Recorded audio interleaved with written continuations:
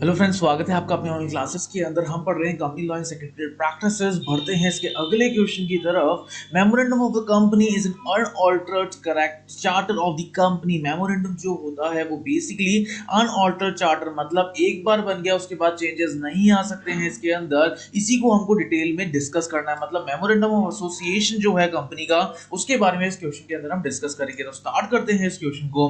The memorandum of association is the constitution of the company. Company का एक constitution है जो कि प्रोवाइड करता है, एक स्ट्रक्चर देता है हमारे को, हमारी कंपनी का स्ट्रक्चर बिल्डअप करता है।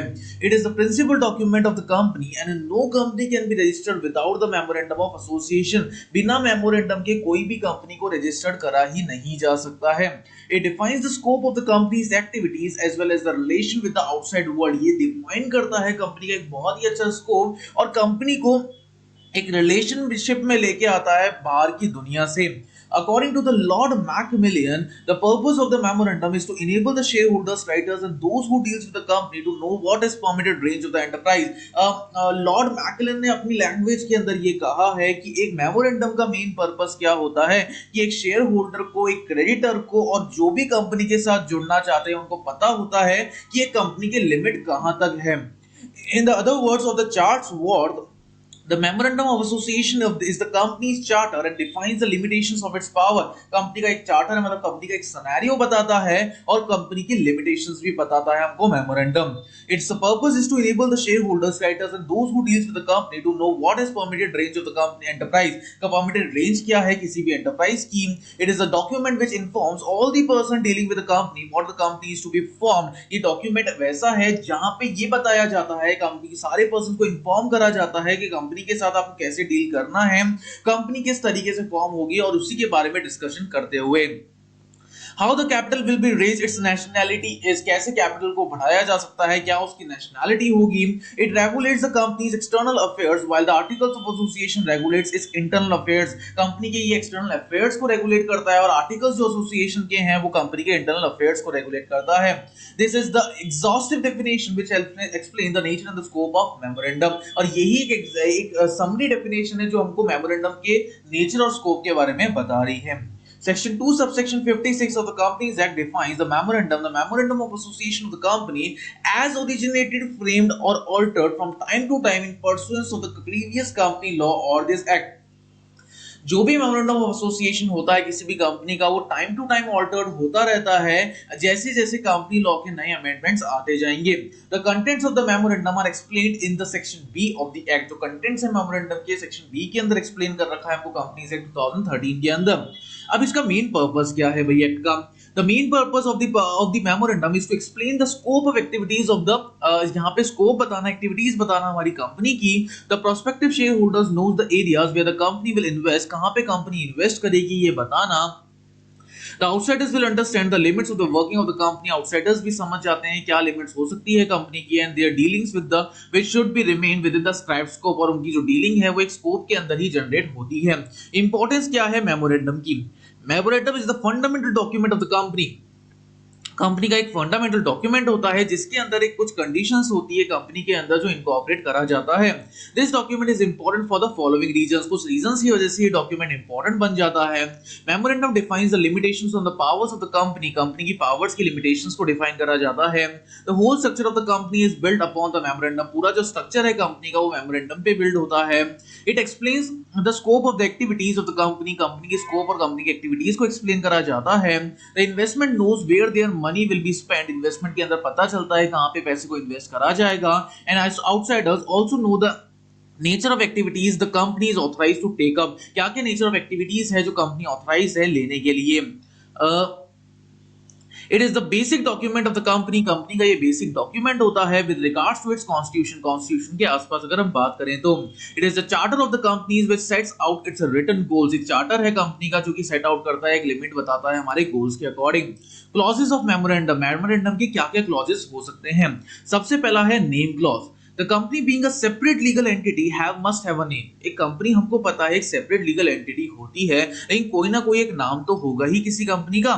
द कंपनी में select any name which it does not resembles the name of any other company, and it should not contain the words like king, queen, emperor, government bodies and the names of the world bodies like the UNO, WHO, World Bank। ये सब चीजें include नहीं होनी चाहिए।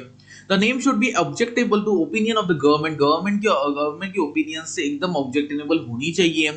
The word limited must be used in the end of the public। Public के and पे limited word use आना चाहिए और प्राइवेट लिमिटेड यूज आना चाहिए जब वो प्राइवेट कंपनी है तो। These words used to ensure that all the persons dealing with the company should know that the liability of the company of members is limited। ये इसलिए लगाया जाता है ये बताने के लिए कि यहाँ पे liability limited है भैया, unlimited है किसी भी कंपनी की। The name of the company must be painted outside every place where the business of the company is carried out। जहाँ पे business को carry out करा जाता है वो सारे names यहाँ पे mention होते हैं। If the company has a name which is undesirable or resemble the name of any other existing company, अगर कंपनी का कोई भी नाम है जो कि undesirable है या जो रिजेंबल करता है हमारी कोई एग्जिस्टिंग कंपनीज है, ये नेम चेंज करना पड़ेगा ऑर्डिनरी रेजोल्यूशन पास करने के बाद। नेक्स्ट हम बात करते हैं रजिस्टर्ड ऑफिस क्लॉज। ये क्लॉज हमको क्या बताता है, हर कंपनी के पास एक रजिस्टर्ड ऑफिस होना चाहिए, उसका एड्रेस कम्युनिकेबल होना चाहिए रजिस्टर ऑफ कंपनीज के अंदर। ये हेल्प करता है रजिस्ट्रार को कि अब कंपनी से कोई भी लेन देन होना है, कंपनी की जो एनुअल फाइलिंग रिटर्न्स वगैरह चलेगा जो रजिस्टर के पास जाएगी, उनके कम्युनिकेशन के लिए बेसिकली ये हेल्प करेगा। The place of the registered office can be intimated to the registrar within 30 days of incorporation। incorporation के 30 दिन के अंदर कंपनी का रजिस्टर्ड ऑफिस बताना पड़ेगा रजिस्ट्रार को। और the commencement of the business whichever is earlier, या फिर अगर बिजनेस कमेंस कर दिया है तो वो तब बताना पड़ेगा। The company can shift its registered office from one place to another and the same town with the intimation of registrar को इंटीमेट करते हुए कंपनी एक जगह से दूसरी जगह विद इन अ स्टेट अपने ऑफिस को चेंज कर सकती है। But if the company wants to shift its registered office from one town to another town in the same state, the special resolution is required to pass। एक town से दूसरे town के अंदर अगर जाना है एक पर्टिकुलर स्टेट के अंदर तो कोई ना कोई एक स्पेशल रेजोल्यूशन पास करना पड़ेगा कंपनी को। अगर ऑफिस को शिफ्ट करा गया है एक स्टेट से दूसरे स्टेट के अंदर तो ऑल्टरेशन होनी चाहिए मेमोरेंडम के अंदर। नेक्स्ट हम बात करते हैं object clause. This is the one of the important clauses of memorandum of association. सबसे इंपॉर्टेंट क्लॉज माना गया है इसको। ये डिटरमाइन करता है राइट्स और पावर्स को भी बताता है कंपनी की और डिफाइन करता है अपने स्फीयर्स कितनी एक्टिविटीज हम परफॉर्म कर रहे हैं। ऑब्जेक्ट क्लॉज डिसाइड करता है केयरफुली कि क्या काम करना चाहिए, कितनी डिफिकल्टी आएगी, कैसे कैसे क्लॉजेस को हमको देख के रखना है। कोई भी एक्टिविटी हम लेते हैं कंपनी की जो कि मेंशन नहीं है ऑब्जेक्ट क्लॉज के अंदर, more over the investor that is the share holders will not mention in the object clause. Share holders mention नहीं हो सकते हमारे ऑब्जेक्ट क्लॉजेस के अंदर। Moreover, the investor, that is the shareholder, will know the sphere of activity which the company can undertake। एक sphere of activities भी बता सकते हैं जहाँ पे कंपनी को undertake करा जाता है। The choice of the object clause lies with the subscribers to the memorandum। जो choices है वो basically subscribers के द्वारा lend करी जाती है। They are free to add anything to it provided as it is not contrary to the provision of Companies Act। Companies Act की provision के अंदर ये चीजें शामिल नहीं होती है और कोई भी laws अगर lend के होते हैं उसमें भी शामिल नहीं किया जा सकता। The Companies Act 2013 requires that in the clauses of the companies formed after this amendment, the memorandum must state separately main objects या other objects को separately bifurcate कर दिया जाता है। Main object will include the object to be pursued by the company। क्या क्या objects pursue करेगी company incorporation के टाइम पे, और कौन कौन से object incidental है या ancillary है किसी भी main object को achieve करने के लिए। कुछ दूसरे object भी यहाँ पे include होते हैं जो कि include नहीं होते हैं main objects के अंदर। Object clause offers protection to the share holders. इससे शेयर होल्डर्स को एक प्रोटेक्शन मिल जाती है, इंश्योर करते हैं कि उनके जो फंड्स हैं उनको रेज करने के लिए काम में ले रहे हैं are going to be risk in any other undertaking, और क्या रिस्की है या नहीं है अंडरटेकिंग्स के अंदर। The creditors also feel protected by this clause. इस क्लॉज के अंदर क्रेडिटर्स को भी प्रोटेक्शन दी जाती है। By confirming the activities within the specified field it serves the public interest also. ये पब्लिक के इंटरेस्ट को भी सर्व अप करता है। The clauses, the object clause can be changed to enable a company to carry on its activity more economically। ज्यादा economically activity को attain करने के लिए हम ऑब्जेक्ट क्लॉज को लगाते हैं यहाँ पे। और by improve means to carry on some business, यहाँ पे कोई बिजनेस को कैरी ऑन करने के लिए विच अंडर एग्जिस्टिंग सर्कमस्टांसेस में conveniently by combined with the object clause, जो कि कंबाइंड होता है हमारे ऑब्जेक्ट क्लॉज के अकॉर्डिंग। लाइबिलिटी क्लॉज की अगर हम बात करें तो this clause states that the liability of the member is limited to the value of shares held by them. जो लाइबिलिटी है मेंबर्स की वो लिमिटेड है अपनी वैल्यू ऑफ शेयर्स के according. It means that the members will be liable to pay only the unpaid balance of their shares. सिर्फ unpaid balance ही वो लायबल हैं पे करने के लिए। The liability of the members may be limited by guarantee. जो liability है members की वो गारंटी के थ्रू लिमिटेड होती है। It also states the amount which every member will undertake to contribute to the assets of the company। Company के assets को contribute करने के ये काम में आते हैं in the event of winding up, जब भी winding up का scenario चलता है। Capital clause, the clause states that the total capital of the proposed company, company की total capital क्या हो सकती है।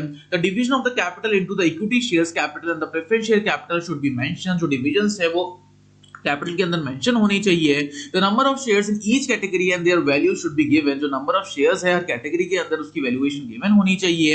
अगर कुछ भी राइट्स या प्रिविलेज होते हैं हमारे पास किसी भी टाइप के शेयर होल्डर्स के अंदर वो मेंशन होना चाहिए और उसके लिए एक पब्लिक के अंदर क्लॉज डाला गया है जो कैपिटल स्ट्रक्चर को भी इफेक्ट करता है हमारी कंपनी की। नेक्स्ट हम बात करते हैं एसोसिएशन क्लॉज क्या होता है। This clause contains the names of the signature of the memorandum of association। भाई मेमोरेंडम के अंदर कौन-कौन सिग्नेचर है, किन-किन लोगों के साइन की जरूरत पड़ेगी। The memorandum must be signed by at least 7 persons। 7 persons के अंदर साइन होना चाहिए मेमोरेंडम का पब्लिक लिमिटेड के अंदर, और 2 persons होते हैं अगर प्राइवेट लिमिटेड कंपनी है तो।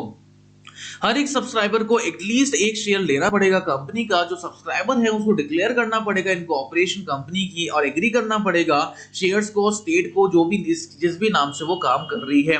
The signature of the subscriber are attested by at least one witness। एक witness से ये सारी चीजें attest होनी चाहिए। The full addresses and the occupation of the subscriber and the witness are also given। जो पूरा का पूरा एड्रेस है, पूरा का पूरा ऑक्यूपेशन है सब्सक्राइबर्स का, वो भी यहाँ पे जुड़ा हुआ रहना चाहिए। नेक्स्ट हम बात करते हैं alteration of the memorandum of association. क्या क्या ऑल्टरेशन हो सकते हैं मेमोरेंडम ऑफ एसोसिएशन के अंदर। तो memorandum of association is the basic document of the company. हमको पता है मेमोरेंडम ऑफ एसोसिएशन एक बेसिक डॉक्यूमेंट होता है कंपनी का। कोई भी चेंज क्लॉजेस के अंदर मेमोरेंडम के अंदर होता है तो उसका कोई ना कोई एडवर्स इफेक्ट होता है जो पार्टी से कनेक्टेड होता है कंपनी के अंदर। Company law is prescribed a particular procedure for making a change in the memorandum. Memorandum के अंदर चेंज लाने के लिए एक पर्टिकुलर प्रोसीजर की हमको जरूरत पड़ती है। The procedure provided for the different clauses varies. जो प्रोसीजर है वो अलग-अलग क्लॉजेस के अकॉर्डिंग वेरी करता है। The following procedure is followed for carrying out a change in the memorandum. Memorandum के अंदर चेंज आने के लिए कोई ना कोई क्लॉजेस हमारे लगते ही लगते हैं। सबसे पहले हम बात करते हैं नेम क्लॉज की जो सेक्शन 4 के अंदर डिफाइन है। The company में change it's name by passing the special resolution. Special resolution को पास करके कंपनी अपना नाम चेंज कर सकती है। एक अप्रूवल लेना पड़ता है सेंट्रल गवर्नमेंट से। अगर कंपनी रजिस्टर्ड है एक अनडिजायरेबल नाम से तो वो कभी भी चेंज कर सकती है एक ऑर्डिनरी रिजोल्यूशन पास करके सेंट्रल गवर्नमेंट की अप्रूवल के according. The central government direct करती है कंपनी को कि 12 मंथ्स के अंदर अंदर रजिस्ट्रेशन 12 मंथ्स के अंदर अंदर वो कंपनी को नाम चेंज करना पड़ता है and they will have done with in 3 months. और 3 मंथ्स के अंदर ये हो जाना चाहिए। A change in the name will be defect in the register of the registrar। Registrar के रजिस्टर में ये चेंज का इफेक्ट भी आ जाना चाहिए। रजिस्टर्ड ऑफिस सेक्शन 12 के अंदर डिफाइन है। The change in the registered office from one place to another is required a change in the memorandum. जो मेमोरेंडम के अंदर भी चेंज होता है। This change affects the interest of the shareholder। ये शेयर होल्डर के interest को भी इफेक्ट करता है। The change affects the interest of the shareholder, investor, creditors, employees creditors के भी इंटरेस्ट को भी ये चेंज करता है। This change will be effect on the approval of the company law board। company law board के अप्रूवल के बाद ये चेंज एक इफेक्ट के अंदर आएगा। Earlier this power is vested with the court of the but the company law। ये court के अंदर ही मेंशन था पहले से। Act 1974 is transferred to the company law board और उसके बाद ये company law board के अंदर ट्रांसफर हो गया था। नेक्स्ट हम बात करते हैं ऑब्जेक्ट क्लॉज की। तो ऑब्जेक्ट क्लॉज हमको क्या कहता है वो हम देखते हैं डिटेल के अंदर। तो object clause is the most important clause in the memorandum. सबसे इंपॉर्टेंट क्लॉज है मेमोरेंडम का, ये हमने ऊपर भी देखा था। इस चेंज में effect the activities of the company. इसके अंदर कोई चेंज आता है तो एक्टिविटीज भी बहुत ज्यादा इफेक्ट करती हैं यहाँ पे कंपनी की। This clause is the limitations on the company beyond which can not is carry it's activity. ये क्लॉज बहुत ज्यादा जरूरी है, बिना इसके एक्टिविटीज को कैरी आउट नहीं करा जा सकता। तो object can clause can be change by passing a special resolution by getting the permission of the company law board। company law board की परमिशन से ऑब्जेक्ट क्लॉज को चेंज करा जा सकता है।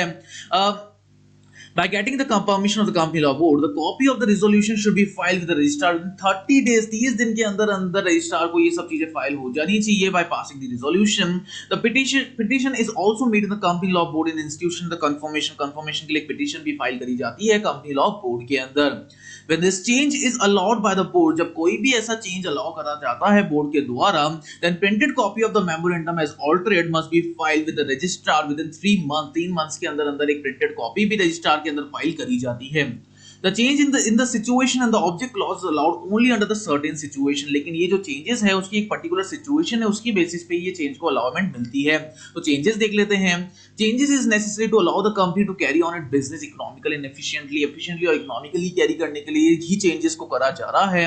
Company will be able to attain its objective. company के अंदर objectives को अचीव कर सकते हैं हम easily new and improved means की तरह हम अचीव कर सकते हैं. कंपनी में enlarge the local area of its operations की लोकल एरिया को भी एनलार्ज करा जाता है.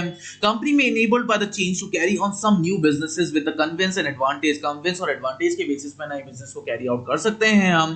टू रेस्ट्रिक्ट और abandon any of the objectives specified in the memorandum के अंदर बाकी सारे जितने भी ऑब्जेक्टिव है उनको भी एक स्पेसिफिक डायरेक्शन मिल सकती है. To sell whole of the part of the company's property. कंपनी की प्रॉपर्टी के सारे पार्ट्स को हम सेल आउट कर सकते हैं. To amalgamate with any other company और the body of the person. कोई भी बॉडी या फिर चीजों को हम अमलगमेट चेंजेस कर सकते हैं. नेक्स्ट हम बात करते हैं लायबिलिटी क्लॉज जो सेक्शन 18 के अंदर लिखा हुआ है. If the article so permitted the liability of the members और डायरेक्टर्स और the managers can be unlimited by passing the special resolution. Special resolution को पास करके इनकी लायबिलिटीज को अनलिमिटेड बनाया जा सकता है. The officer concerned should be accord his consent for making the liability unlimited. Liability को अनलिमिटेड बनाने के लिए एक ऑफिसर जो भी कंसर्न है उसको सारी कंसेंट लेनी पड़ती है हर एक मेंबर से. नेक्स्ट लास्ट हम बात करते हैं कैपिटल क्लॉज के बारे में जो सेक्शन 61 के अंदर डिफाइन है. The change in the capital clause involve an increase in the authorised capital can be affected by passing the ordinary resolution. Ordinary resolution को पास करके चेंजेस यहां पे ला सकते हैं कैपिटल के अंदर. एक जनरल मीटिंग के अंदर एक रेजोल्यूशन हमको सिर्फ पास करना पड़ेगा. तो ये पूरा स्ट्रक्चर हमने डिस्कस कर लिया है. क्लॉजेस के बारे में डिस्कस कर लिया है जो कि मेमोरेंडम ऑफ एसोसिएशन के लिए जरूरी है. ऑल्टरेशन कैसे आ सकते हैं इसके अंदर, कौन कौन से क्लॉज के अंदर किस तरीके से ऑल्टरेशन को डिफाइन करा जाता है, इन सबको भी हमने डिस्कस कर लिया है. उम्मीद करते हैं आपको समझ में आ गया होगा. Thank you so much.